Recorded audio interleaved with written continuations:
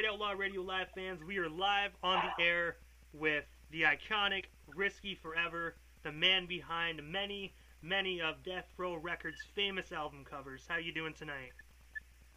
Man, I'm good. Like I said before, I can't complain. Feel me? First off, I do want to say, man, thank you very much for providing myself and our listeners with your time. I'm a big fan of your artwork, man. So I'm really blessed to be able to have the opportunity to help you promote your work. Man, thank you. I really appreciate the opportunity. So I have to ask, man, to start this off, what made you decide to get into art?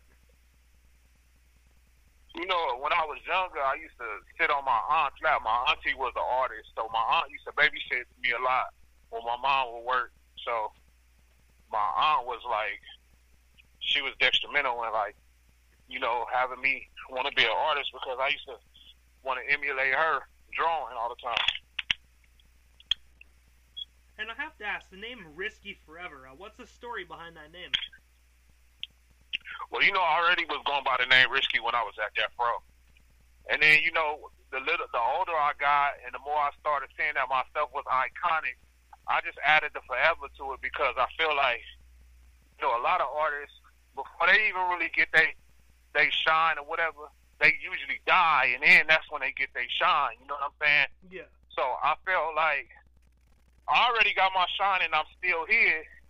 And those pieces that I did, you know, they'll be forever in hip hop. So I made Forever my last name because I felt like, you know, it'll live forever. All the album covers I did there outlive me. And that's true, you know what I mean? You gave birth, like, you pretty much helped the start of so many iconic album covers, man.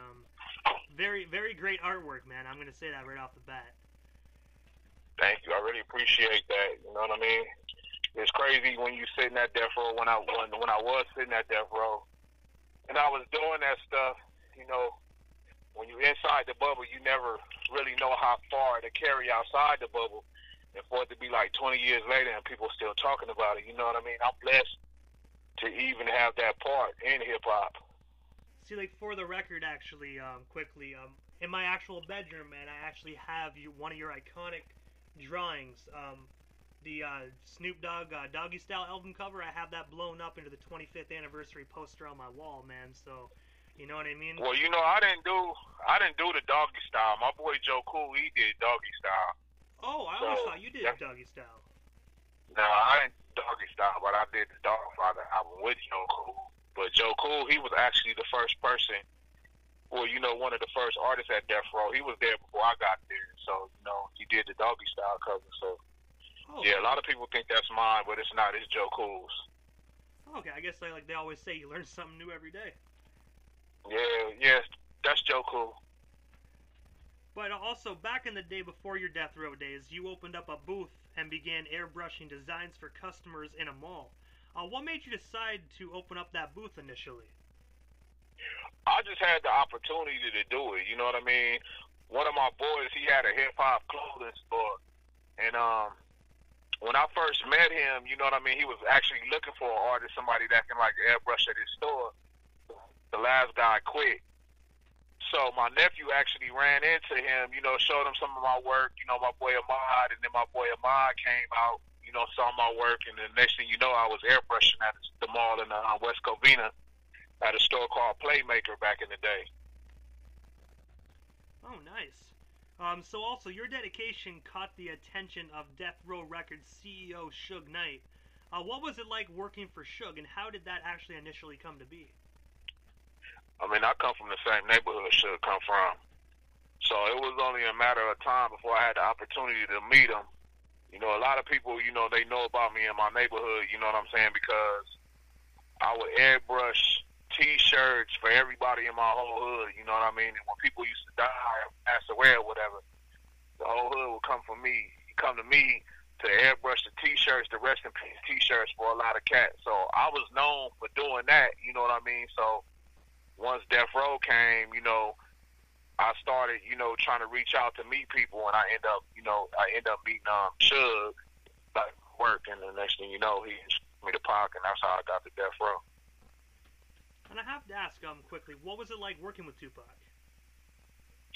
I I mean, it was cool. It was like an experience, you know what I'm saying, that, you know, I'm blessed to even have, because before I even got the chance to even work on any of his artwork, you know what I mean, I was already a fan of his, so that was like a real blessed opportunity, and it was a cool one too, you know what I mean, because he was just like he was like one of the coolest artists at that time, you know, because when I came in, it was two sides. There was the Blood, the Crip side, and I was on the Blood side from where I came from, you know what I mean. So far as like the city of Compton, and that's the side Pac was on. So that's how I really got to work with him, and you know, it was cool, man. From working with him, everybody else wanted me to do their artwork too. That's actually pretty crazy. I've interviewed a lot of people that actually work with Pac, and they say that he's a machine in the studio. Like, that man would jump from studio to studio to studio and wouldn't stop. Yeah, no, he definitely was a machine. There would be days that I would go and see him when I was working on the Machiavelli cover. I would see like he had his drop top Jag, you know, parked at the studio, and you could tell he had been in the studio all night because it was like dew on his car seat. You know what I mean? The windows would be dewed all up. So, you know, he would go in there and he would really be in there all night working on stuff. And also, when speaking of the Machiavelli album that you brought up, you were the artist who did that Machiavelli, that 7 Day Theory album cover. What was the inspiration behind that iconic cover? Because I do know back in the day it actually sparked some controversy. I mean, the inspiration, the whole idea came from Pop. You know what I mean? Pop sent word to Suge on what he wanted to do. Suge ended up calling me, breaking me down, telling me what he wanted me to do. I ended up putting a sketch together. I went back to see Pac once I had the sketch together, and he started giving me all his creative input on other stuff that he wanted in there. So, I mean, the idea was all of his, you know what I mean?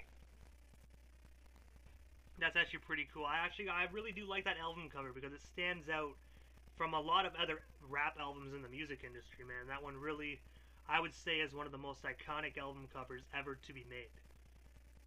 Man, I appreciate that. Like I said, I'm just glad that, you know, I got to be a part of that history, you know what I mean? And then to have that work and to be able to look at all of these album covers, you know what I mean, and be able to say that I'm the one who did that, and especially, you know, when I see it on TV and hanging in record stores and all of that, you know, that's a real big blessing, you know what I mean?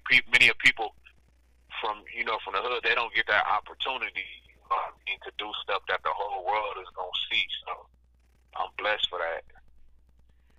Also, the next question I have, this one is, I was really excited to ask you because this is actually a tradition I have every Christmas.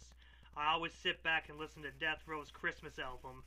So I have to ask, with Christmas just being 5 days away from today, what was the inspiration behind that album cover, and how did that album cover, initially come to be? I mean, the album cover was an idea that I just basically had. I wanted the whole Death Row logo, and I wanted to make it, you know, more dedicated to Christmas. So that inspiration just came from that, and then being Christmas, you know, me, I like Christmas, so it was easy to come up with something like that. So, you know, I just thought about the idea and I just put it together, and then I actually dedicated that album cover to my kids, because in the background you can see like where the stockings are hanging like on the chimney, and all of those are my kids' names that are on the stockings. Oh, cool! I actually did not know that, so I'm actually gonna pull out the album after the interview and take a more closer look at that. It's pretty cool. So also, you have done many, many other album covers. If you can, could you shed some light on those? What other album covers were created by you? I mean, I did Death Row's Greatest Hits. I did the Machiavelli album. I worked on Daz Dillinger's Retaliation, Revenge, and Get Back. I did that. I did Nate Dogg's G-Funk Classics. I did Operations from the Bottom, Damn Near Dead. Let me see what else. It's a few more. I can't really think of them offhand because they were kind of underground. I did the album cover for Superfly back then. That Whoop You Whoop. I did that. I mean, I did a few. Oh, most definitely. You were a busy man back in the day, and even currently, you're actually busy as well. You just recently came out with a coloring book, a Death Row Records coloring book. What made you decide to create that, and where can our listeners buy that? You could get it from Amazon, or you could buy it exclusively from my website. When people buy it from my website, I sign it and I send it out to them. But the inspiration behind that was I was seeing a lot of hip hop coloring books. You know what I mean? And when I looked in a lot of hip hop coloring, I would look through there and I would see that a lot of the artwork really didn't resemble the artists that they were supposed to be. So I thought to myself, like, I want to do that and I really want to work on it. So, me being from Death Row, it was only a thought to just be like, you know what, I'm gonna make a whole album, I'm gonna make a whole coloring book just based upon Death Row Records. So I put it together. It took me about a year or so to do it, but I put it together. When I first put it on sale, one night I sold about 150 coloring books. People, and then everybody that sees it tells me that, like, that's one of the dopest coloring books they ever saw. So I'm appreciative for that too. Most definitely. I can actually say one of my buddies actually bought one of them. He was out in Tennessee, and we were doing a video chat one day, and he was showing it to me, and I was like, and this is before I knew that you actually were the one that did it, and I was sitting back, and I was like, yo, that's the dopest coloring book I ever seen. Where do I get it? And he's like, Riskie Forever's site. So, and, like, honestly, I have not had my chance to pick one up yet, but I'm going to very soon. I just got to see a few of the drawings in that, man, and I really did like what I saw. Man, I appreciate that. Like I said, I put a lot of time into that book. That book, like I said, it took me roughly a year to put it together and to design it. Me and my partner, we designed it and we sat down and we put it together. I just wanted it to be something memorable too for the people that support my artwork. Speaking of your other artwork, man, you also have your own website with various stuff for sale. Could you tell us what's available on your website, and also the website URL? That way people can check it out and hopefully buy some of your artwork. My website is riskieforever.com, and it's www. And I spell my name RiskieForever.com. I basically sell, my artwork, prints. A lot of people like to buy prints of the album cover, so I sell, the Machiavelli prints, the Death Row Greatest Hits. I sell my prints there, including some new stuff, the coloring books, and every year I always drop like a Machiavelli tee and commemorate, to commemorate that time. So I always do like a Machiavelli tee or something around the time, around the time of the anniversary of the album, Pac's birthday, the anniversary of the death, just those 3 times out of the year, I always try to drop something new, to keep giving it up for them. Because I don't really see nobody really too much doing that. So I try to make sure that I do that every year just for the fans.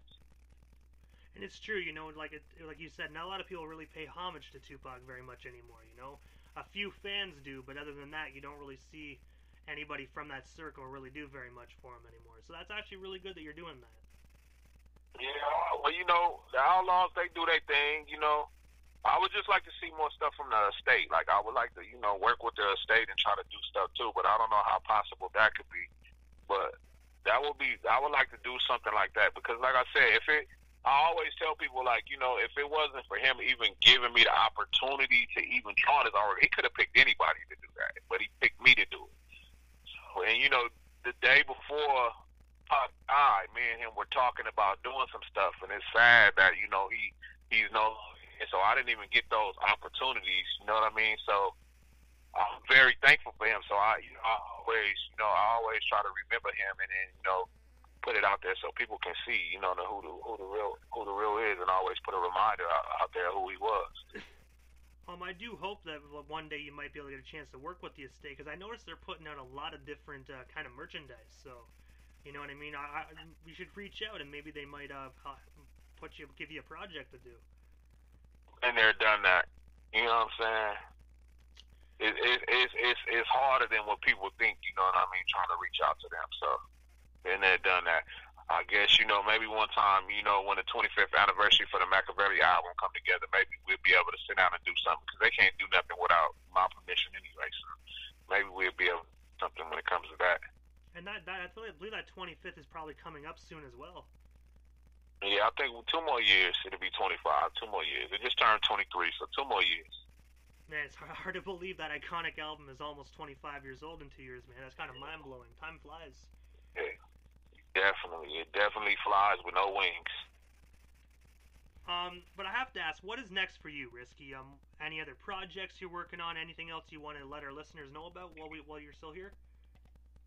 Right now, I'm just living life. I'm just kind of stepping away from everything. Sometimes you have to step outside of the box to see that it's square. So I'm kind of just taking a break. You know what I mean? I'm just stepping back. I just left LA. I moved to Dallas, Texas. So I'm just trying to, start all over from scratch. I'm starting all over with everything. Starting over from drawing back to stick figures, just starting all over. I want to come out with some new stuff, and I just want to have a whole totally different frame of mind. So that's basically what I'm working on right now. I'm working for me. Hey, you know what? Sometimes everybody needs their me time, man. So that's actually a great project. I hope down the road we get to see you on doing some more album covers as well. That'd be really great. Yeah, I would enjoy to do that too. But like I said, I just need to take time to hone my craft, get my creativity together. Because I think I was at my most pivotal and most creative point in my life when I was at Death Row. Other than that, I don't know. I've been really uninspired with a lot of stuff. So I'm just trying to get inspired again. And I hope you find your inspiration soon, man. I really do. Because not just myself, but I can speak for the rest of the fans. We really do enjoy seeing your artwork. I appreciate that. I'll put GPS on it. I'll be finding it soon. Hell yeah, man. So I have to ask, Riskie, this is the time during the interview that I give the individual that comes on my show a chance to give shout-outs to whomever they want to give shout-outs to, and also their social media handles, and also your website, again, if you don't mind. That way our listeners can follow you and check you out if they're not already doing that. Yeah, I mean, I really don't have too many shout-outs right now. If anything, I would just want to shout out my bro, Don Juan, you know what I'm saying? Because he's been the closest thing to me right now. He's been like the real positive figure in my life. So I just want to shout out my bro, Don Juan, right now. Everybody else that I miss, I got love for you, but I mean, I'm just trying to just do my thing. So I recognize you, but I just want to shout out my bro, Don Juan. My website, like I said, once again, is riskieforever.com. You can reach me at www.riskieforever.com, and that's spelled RISKIEFOREVER.com. I mean, you can slide through, check out my stuff. I mean, I got interviews on there. I mean, I got artwork. I got all kind of stuff, just about my life. So far as like artwork and the time I spent on Death Row. That honestly sounds great, man. So everybody that's listening, check Riskie out. Follow him on all social media platforms. Riskie, thank you so much for coming up on Outlaw Radio Live, man. It was an absolute honor and a blessing. You have yourself a very Merry Christmas, man, and most definitely a Happy New Year. You too. Thank you so much for having me, man. You have a blessed Christmas too, man. I really appreciate you, man. Anytime, man. You are most certainly welcome. You have yourself a wonderful night. You too.